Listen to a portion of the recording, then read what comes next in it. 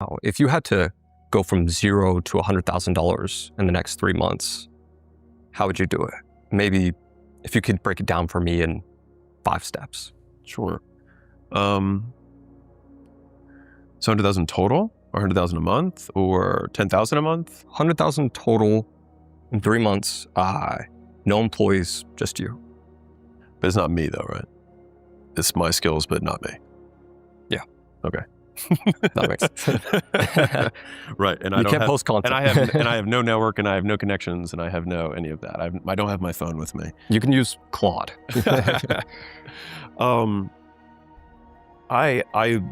So when you are starting out, you want every customer to be worth it. And so I think one of the mistakes that happens when people are earlier is they don't sell expensive enough stuff.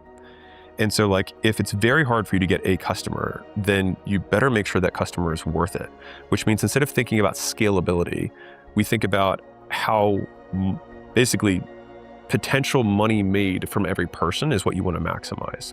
And so that means that potential value created has to be maximized, which means that we might do unscalable things in the short term in order to generate cash flow. And so I'll give you an analogy and then I'll give you the steps, but, or not an analogy, a story. But when I started my first gym, I did personal training with one client, and that client came 90 minutes a day, 5 days a week, which is a super client.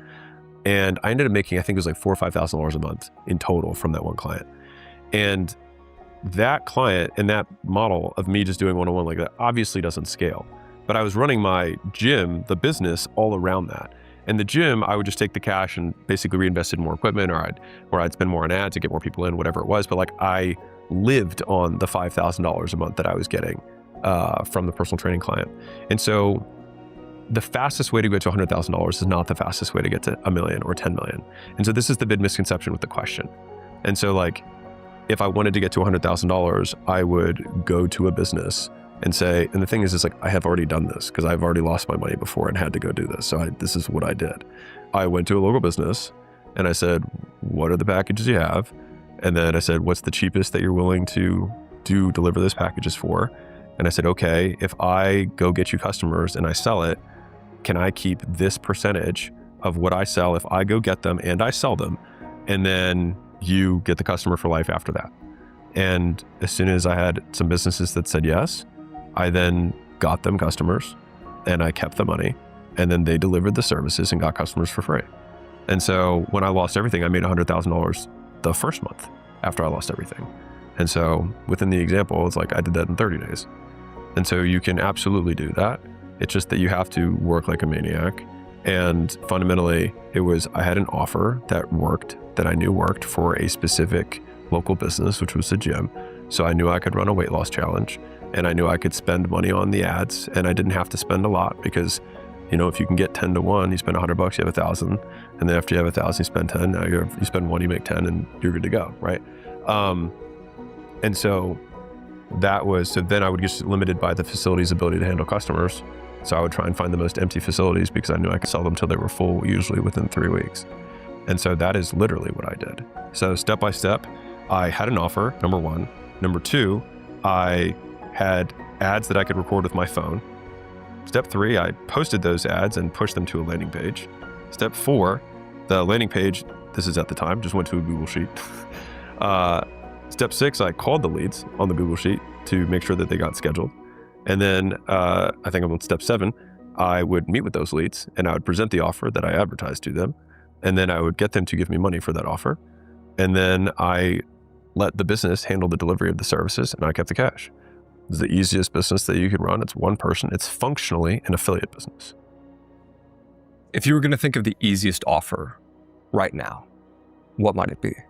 I mean, because I think a lot about winner's effect and how people, like I like to give people, I don't know, those tactful gems, even though they're not useful long-term, because long-term is just the fundamentals, but to establish some type of winner's effect. Well, the nature of the offer is going to have to be so one is you have to decide whether you're B2B or B2C, right? So am I going to sell to consumers or am I going to sell to businesses, right? If I had no knowledge of anything, and I just knew just basic AI stuff, it's not that difficult to go into a normal business and say, hey, can I observe your business for free and come with an AI plan that saves you at least $100,000? And would you be willing to give me a third of the savings or 20% of the savings that I get you if I can demonstrate that it will save that amount of money? Most businesses would say yes. And it's just like, it's nothing up front. I just need these commitments. Like, I don't think like, and then someone might say, okay, well, how do I get in touch with those businesses? You've got 2 feet and 2 hands, you can knock on a fucking door. Like, you have a phone with, you've got 2 thumbs, you can text people, you can DM them, you can call them, you can email them, like you can post content about it. Like there's 100 ways, you just gotta let people know about it. And the thing is like, is that an in-demand service right now? Yes. And so the issue is more that people just don't have any skills. Like if you have skills, making money is not that hard. You do something for somebody else that they don't know how to do. So that means you need to learn how to do shit. So learn how to do stuff and then do it for somebody else who doesn't want to learn how to do stuff, which really just comes down to like, you have to be willing to work. What's the one thing people waste most of their time on that doesn't actually make them money? I mean, everything that is not the work.